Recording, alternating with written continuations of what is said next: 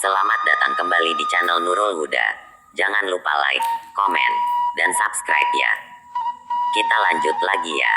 Cerita novel yang tak kalah menariknya, yaitu yang berjudul tentang Perjalanan Hidup Sunan Gunung Jati Cirebon.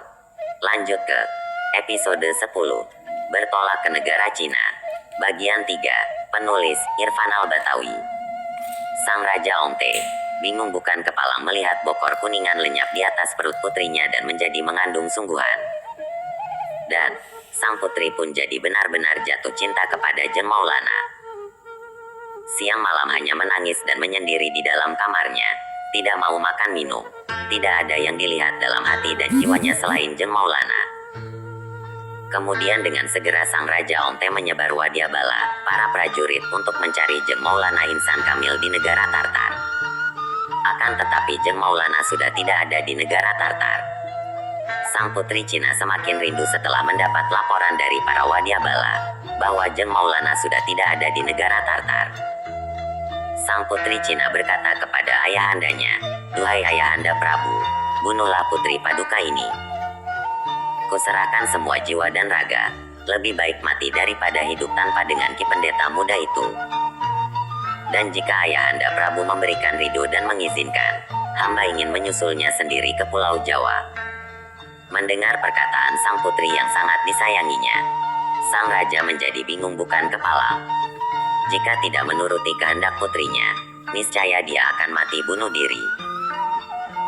Kemudian sang Raja Ongte memanggil Ki Pati dan berkata, "Wahai Pati, engkau iringlah putriku Ongtien, nama putrinya, untuk menuju ke Pulau Jawa dan pertemukan dengan Ki Pendeta muda itu. Bawalah seorang bupati dan para wadyabala prajurit 1.500 orang. Dan bawalah 3 buah kapal. Isilah kapal-kapal itu dengan guci, piring panjang, kong, jembangan tempayan, dan uang semiliun. Dan nanti kalau sudah bertemu dengan Ki Pendeta muda itu, sampaikanlah agar Ki Pendeta muda itu mau pulang ke negara Tartar. Dan jika Ki Pendeta mau pulang, akan saya berikan 5 negara bagian kepadanya. Saya mohon kepada Ki Pati agar Ki Pendeta muda mau ikut pulang bersama Ki Pati dan rombongan. Tapi jika Ki Pendeta muda itu tidak mau ikut pulang ke negara Tartar, maka berikanlah seluruh barang-barang yang ada dalam 2 kapal itu. Juga para wadyabala yang dalam 1 kapal lainnya. Dan jika putriku benar-benar suka untuk tinggal di Pulau Jawa dan mencintai Ki Pendeta muda itu, maka serahkanlah putriku untuk mengabdi kepada Ki Pendeta muda itu." Ki Pati mengucapkan, "Sandika Dawu Tuan Raja, siap melaksanakan semua perintah Raja." Kemudian berangkatlah sang putri Cina Ongtien dengan diiringi 1.500 wadyabala, para prajurit, dengan menggunakan 3 kapal. 2 kapal diisi oleh guci-guci, piring panjang, tempayan dan sejenisnya, juga uang semiliun. Sedangkan 1 kapal diisi oleh sang putri Ongtien bersama Ki Pati dan para prajuritnya. Kemudian berangkatlah rombongan sang putri dengan 3 kapal menuju Pulau Jawa dan Cirebon tujuannya. Episode 11. Pati Keling bersama para bawahannya masuk Islam selamat. Dikisahkan Pati Keling dan rombongannya yang berjumlah 99 orang sedang mengadakan upacara tradisi merubung jenazah rajanya di atas kapal layar di tengah lautan. Tidak lama kemudian datanglah Jeng Maulana Insan Kamil di hadapan mereka. Perjalanan ke Pulau Jawa setelah diusir Raja Cina Ongte.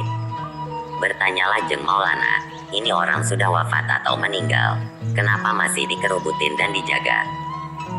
Alangkah sebaiknya jika kalian semua masuk Islam dan mendoakan ruah-ruahnya jenazah ini." Mendengar perkataan Jeng Maulana yang mereka anggap asing dan mengajak untuk mendoakan sang raja mereka yang telah wafat, orang-orang Keling marah karena merasa tersinggung. Akan tetapi berkat keramatnya Jeng Maulana, orang-orang Keling yang marah dan ingin menyerang Jeng Maulana roboh, lumpuh, dan menjadi kaku bagaikan patung. Kemudian orang-orang Keling mohon ampun, agar mereka bisa sembuh lagi seperti sedia kala. Jeng Maulana kemudian memberi wejangan 2 kalimat syahadat dan tiba-tiba orang-orang Keling yang tadinya lumpuh dan kaku seperti patung bisa normal kembali, sehat selamat seperti sedia kala. Ki Pati Keling dan rombongan kemudian mengabdi kepada Jeng Maulana. Kemudian Jeng Maulana mengajak mereka untuk mendoakan roh arwahnya sang raja mereka yang sudah wafat. Setelah selesai berdoa untuk roh arwahnya raja mereka, kemudian orang-orang Keling ikut bersama Jeng Maulana menuju Cirebon. Sedangkan di Cirebon Sri Mangana Cakrabuana Kiku Cirebon padenya Jeng Maulana telah selesai membangun pesanggrahan pertamanan di Gunung Sembung untuk sang putra ponakan yaitu Jeng Maulana. Sri Mangana Cakrabuana setelah membangun pesanggrahan segera berkumpul di Masjid Pesanggrahan dan tidak lama kemudian datanglah sang putra ponakan Jeng Maulana Insan Kamil yang diiringi Kipati Keling bersama rombongan. Sri Mangana Cakrabuana merasa senang dan bahagia atas kedatangan kembali sang putra ponakan. Dan antara beberapa hari kemudian Kiku Sri Mangana Cakrabuana berkata, "Wahai putra Insan Kamil, sekarang seyogyanya engkau menjadi imam dan menggelarkan agama Islam." Dan juga, Romo menyerahkan Keraton Pakungwati serta tanah Cirebon juga seluruh rakyat Cirebon dan Romo sudah menyediakan pesanggrahan di Gunung Sembung. Jeng Maulana menjawab, "Terima kasih atas semua pemberian Pade Sri Mangana Kiku, akan tetapi untuk saat ini saya tidak bisa menerima negara Cirebon karena saya belum mempunyai karya, belum berbuat apa-apa. Namun begitu, Gunung Sembung akan saya terima untuk pemukiman orang-orang Keling." Kiku pun menyetujui permintaan Jeng Maulana. Kemudian orang-orang Keling bersama Kipati segera bermukim di Gunung Sembung. Sedangkan Jeng Maulana bermukim di pesanggrahan Gunung Sembung, merasa senang dan bahagia. Episode 12. Cirebon diserahkan kepada Kanjeng Maulana Insan Kamil, bagian 1. Setelah Jeng Maulana menerima Gunung Sembung sebagai pemukiman orang-orang Keling. Pada suatu hari para murid dan para sepuh sedang berkumpul termasuk Kiku Sri Mangana, Pangeran Panjunan, Pangeran Kejaksan, Syekh Datuk Hafid, Syekh Majagung, Syekh Lemah Abang, Siti Jenar Abdul Jalil, Syekh Bentong, Syekh Maghribi dan juga para gegedeng sudah pada datang. Kiku Sri Mangana Cakrabuana berkata, "Sekarang Romo menyerahkan Putri Romo Ratna Pakungwati dan keratonnya.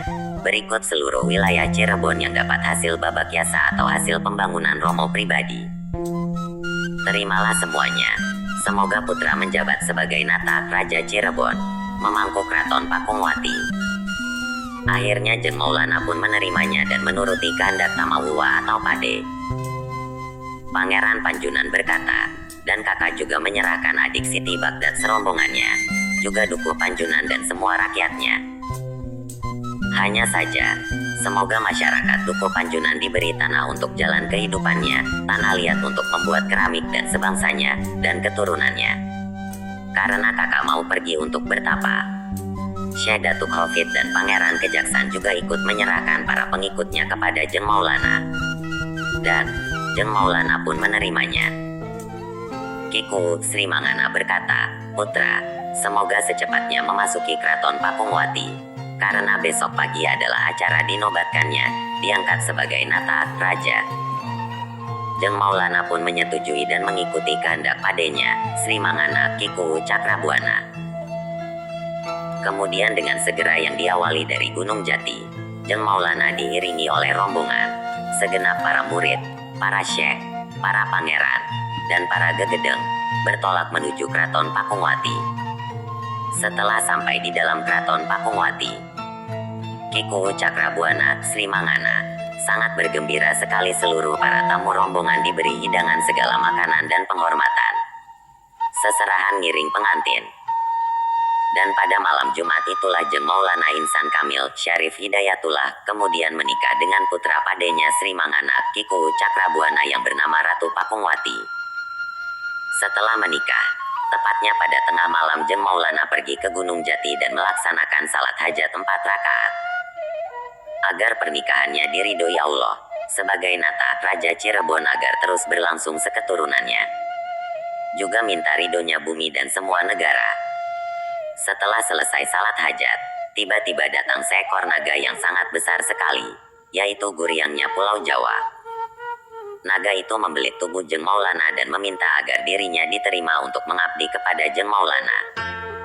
Jeng Maulana pun mengetahui niat dan tujuannya sang naga itu.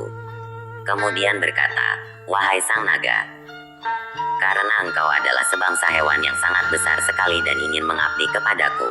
Bagaimana nantinya seluruh manusia dan para wadyabala yang melihatmu?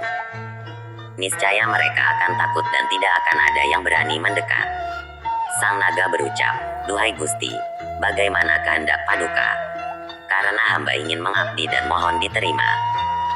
Jeng Maulana menjawab, "Kalau engkau sungguh-sungguh mau mengabdi kepadaku, jadilah sebilah keris untuk ageman saya yang jadi nata raja. Dan engkau akan lebih dekat dalam mengabdi daripada para wadyabala prajurit dan para manusia umumnya." Dan tiba-tiba sang naga berubah menjadi sebilah keris dapur naga yang berluk 9. Bersambung.